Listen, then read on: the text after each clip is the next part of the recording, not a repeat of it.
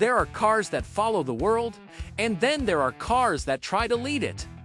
In 1948, when the world was rebuilding after war, one man dared to imagine a new kind of automobile, safer, faster, smarter, and unlike anything Detroit had ever built. His name was Preston Tucker, and his dream was the Tucker 48A. Cars so futuristic, it felt like it had rolled in from the next century. It had innovations decades ahead of its time, a rear-mounted aircraft engine, seatbelts when no one cared about them, a third headlight that turned with the steering wheel, and a windshield designed to pop out during a crash. It was the car that could have changed everything: safety, style, performance, all in one breathtaking package. But the establishment didn't like dreamers who threatened the system. Tucker's genius was met with suspicion, lawsuits, and sabotage from powerful rivals who feared what he represented. A future they couldn't control. In less than 2 years, his company would rise, shine, and fall, leaving behind only 51 cars and a legend that refuses to die. This is not just the story of a car. This is the story of one man's rebellion against mediocrity and the machine that almost rewrote automotive history. Welcome to the Tucker 48, the car that was too advanced for its time. The year was 1945. The war had just ended, and America was roaring back to life. Factories that once built tanks and bombers were switching gears, ready to feed a nation hungry for freedom, comfort, and the open road. Every car maker was rushing to put chrome and horsepower back in the driveways of hopeful families. But amid this booming landscape stood a man who refused to build just another car. His name was Preston Tucker, a restless inventor, engineer, and dreamer from Michigan. He believed the automobile industry had grown lazy and predictable, still clinging to pre-war designs, while the world had already stepped into the atomic age. Tucker didn't want to build yesterday's car. He wanted to build tomorrow's machine, one that would be faster, safer, smarter, and more beautiful than anything on the road. He envisioned a car that looked like it was moving, even when standing still. A car that could protect its passengers in an accident. A car designed with aerodynamics, innovation, and heart. And so, from the depths of post-war Detroit, the Tucker 48 was born, also known as the Tucker Torpedo. At its core was a radical idea: put the engine in the back. Not just any engine, a converted aircraft engine, capable of extraordinary performance and reliability. With its low center of gravity and balanced weight distribution, it handled like a dream. Tucker's car promised up to 150 horsepower, stunning for the time. But it wasn't just about power, it was about protection. The Tucker 48 featured seatbelts, a feature almost no car offered in the 1940s. It had a safety chamber, a padded area in the front for passengers to dive into during a crash. Its windshield popped out to reduce injury, and its dashboard was designed to be soft and curved, not filled with sharp edges. And then there was that unforgettable touch: the center-mounted third headlight that turned with the steering wheel. The Cyclops eye gave the car a personality, a futuristic presence that looked straight out of a science fiction film. When the first prototype rolled out in 1947, jaws dropped. Its sweeping fenders, aerodynamic silhouette, and space-age styling made everything else on the road look prehistoric. The public loved it. The press hailed it as the car of the future. But in the corporate boardrooms of Detroit, Tucker's car was seen as a threat. The Big Three, Ford, GM, and Chrysler had everything to lose if an outsider proved that safer, smarter, better cars could be built. Tucker was a newcomer without their money, influence, or industrial might, yet he was capturing the imagination of America.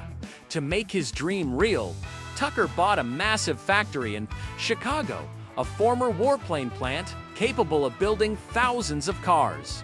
He gathered the best engineers, mechanics, and designers, telling them they weren't just building cars, they were building history. Preston Tucker had done the impossible. He'd built a car that, America couldn't stop talking about. The Tucker 48 wasn't just another automobile. It was a promise of a brighter, safer, and more advanced future. For a moment, it seemed like he had captured lightning in a headlight. Crowds packed showrooms just to see it. Newsreels called it the car of tomorrow. Tucker appeared in magazines, smiling beside his creation, a visionary ready to take on Detroit's industrial giants. He was hailed as an American hero, a man who believed innovation should belong to the people, not just corporations. But the brighter the spotlight, the darker the shadows behind it.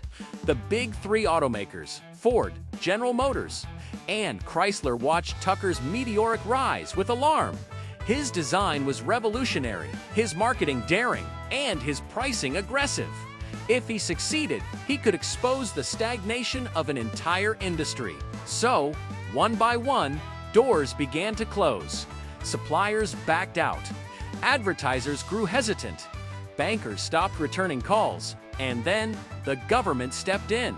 The Securities and Exchange Commission, SEC, launched an investigation, accusing Tucker of fraud, claiming he had sold dealerships and stock before his car was ready for production. Newspapers fueled the fire, printing sensational headlines that painted Tucker as a con man, a reckless dreamer selling fantasies to the American public. But those close to him knew the truth. Tucker wasn't running a scam. He was fighting for survival. He had to raise money fast to keep his factory alive. He wasn't backed by billion-dollar corporations. He was a man with a vision and a belief that if people saw his car, they'd believe too. Even under immense pressure, Tucker refused to surrender. He worked tirelessly to get his cars built, racing against time and bureaucracy. Against all odds, 51 Tucker 48s were completed, every one of them hand-assembled, meticulously engineered and proudly carrying his name. Each car was a masterpiece of innovation. The rear-mounted engine delivered incredible performance. The suspension was advanced, offering smooth handling. The interior wrapped passengers in futuristic luxury. And that third Cyclops eye, the rotating headlight, became an instant icon of design. But behind the glamour, Tucker's empire was bleeding. Legal battles drained his finances, production slowed, and the press, once fascinated, turned skeptical. Every problem was magnified, every rumor exaggerated. The same media that once crowned him Detroit's disruptor now labeled him America's biggest dreamer. In 1949, the courtroom drama began. Tucker faced accusations of conspiracy, mail fraud, and stock manipulation charges that could destroy everything he had built. His lawyers argued that he wasn't a criminal, but a creator punished for daring to challenge an empire. Outside the courtroom, the public's faith began to fracture. Investors withdrew. Workers were laid off. The courtroom was silent as Preston Tucker took the stand. The man who had once been hailed as the savior of American innovation now stood accused of deceit, a dreamer. Painted as a criminal, reporters filled the benches, their pens ready to capture the final chapter of a story that had once inspired a nation. Tucker didn't plead for sympathy. He spoke with calm conviction, explaining his vision, his process, his belief that America could build something extraordinary if only it dared to try. He told the jury that his car was real, not a fantasy, not a fraud, but a creation born from faith in progress and the American spirit. One by one, his engineers and employees testified they told the truth that Tucker never intended to mislead anyone, that he was driven not by greed, but by the thrill of creation, that every piece of the Tucker 48 was built with innovation and integrity. After months of tension, the verdict arrived. Not guilty. The courtroom erupted. Tucker had been cleared of all charges. He had won the moral victory, but it came too late. His company was bankrupt. His factory was closed. The tooling and machines that built the Tucker 48 were sold off for scrap. The dream was over, or so it seemed. Still, Tucker refused to let bitterness consume him. "They can't stop progress," he said softly to reporters. "They never have." He moved to Brazil and began designing a new car, smaller, simpler, more affordable, another vision for the people. But his health was failing. In 1956, Preston Tucker passed away at just 53 years old, leaving behind a handful of cars, a mountain of dreams, and a story that would outlive him by generations. And then something remarkable happened. The 51 Tucker 48s he built, those sleek, silver bullets of rebellion, began to resurface. Collectors, restorers, and car lovers who understood their significance started preserving them like priceless art, each surviving. Tucker became a symbol of innovation, silenced too soon. Car historians called it the car that was too advanced for its time. Designers studied its curves and safety features. Museums displayed it as a monument to courage. And enthusiasts whispered Tucker's name like that of a fallen hero. Even Hollywood couldn't ignore the legend. In 1988, Francis Ford Coppola released Tucker, the Man and His Dream, bringing his story back to life, not as a tragedy, but as a triumph of imagination over control. The world finally saw what Detroit had tried to bury, that Preston Tucker wasn't a failure. He was a pioneer.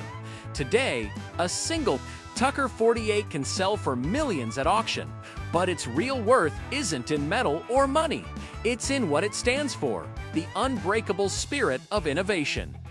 Every time an engineer questions convention, every time a designer dares to create something new, a little bit of Preston Tucker's dream rides with them.